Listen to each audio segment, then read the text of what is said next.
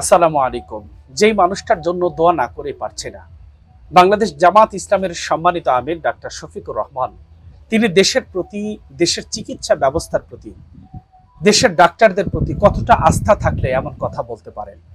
ব্যক্তিটা অত্যন্ত অসুস্থ। আপনারা জানেন, গত 19শে জুলাই সোহরাওয়ার্দী উদ্যানের জাতীয় সমাবেশে বক্তৃতাকালে যেই মানুষটি অকস্মাৎ পড়ে গিয়েছিলেন মঞ্চের উপরেই, যার পড়ে যাওয়াকে নিয়ে দেশের অনেক ব্যক্তিরাই ট্রল করেছে, হাস্য এরকম উপহাস করেছে।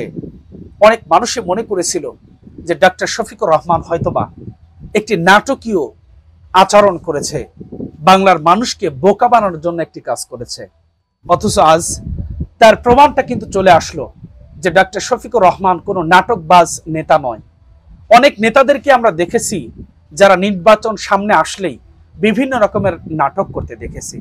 কেউ বা তসবিহ হাতে নিয়ে মানুষের কাছ থেকে ভোট চাইতে দেখেছি, কেউ বা মাথায় পট্টি বেঁধে মানুষের কাছ থেকে ভোট চেয়েছেন। আরো কত নেতা কত রকমের অভিনয় করে বাঙালি মানুষগুলোকে বোকা বানানোর জন্য চেষ্টা করেছেন। কিন্তু ডক্টর শফিকুর রহমান আমিরে জামায়াত, যিনি অত্যন্ত অসুস্থ, তার হার্টে 3টা রিং পরানো আছে, অথচ পরিবার এবং দেশের অনেক ব্যক্তিবর্গই, অনেক বিজ্ঞ রাজনৈতিক ব্যক্তিবর্গও তাকে বলছেন যে আপনি বিদেশে গিয়ে চিকিৎসা গ্রহণ করুন।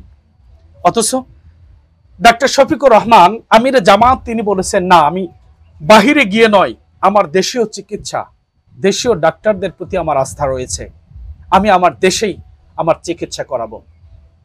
যার খুব দ্রুত সময়ের মধ্যে উন্নত চিকিৎসাটা অতি প্রয়োজন। অত্যন্ত অসুস্থ একজন মানুষ, তিনি সারা বাংলাদেশের বিভিন্ন জায়গায়, বিভিন্ন জেলায় জেলায় ইতিমধ্যেই সুনাম অর্জন করতে সক্ষম হয়েছেন। মহান রব্বে কারিমের দরবারে এই মানুষটি, এই মহান ব্যক্তিটির জন্য দোয়া করি যে আল্লাহ রাব্বুল আলামিন তাকে যেন খুব দ্রুত সময়ের মধ্যে সুস্থতা দান করেন এবং পরিপূর্ণ সুস্থতা দান করেন। বিভিন্ন রাজনৈতিক ব্যক্তি এবং বর্তমান দেশের পরিবেশ পরিস্থিতি অনুযায়ী যেই কথাগুলো বলছেন তারা, যে এখনো সময়ে বাংলাদেশের রাজনৈতিক ক্লান্তিকালে আমিরে জামাত ডক্টর শফিকুর রহমানের মতো বিচক্ষণ নেতা এদেশে খুবই প্রয়োজন।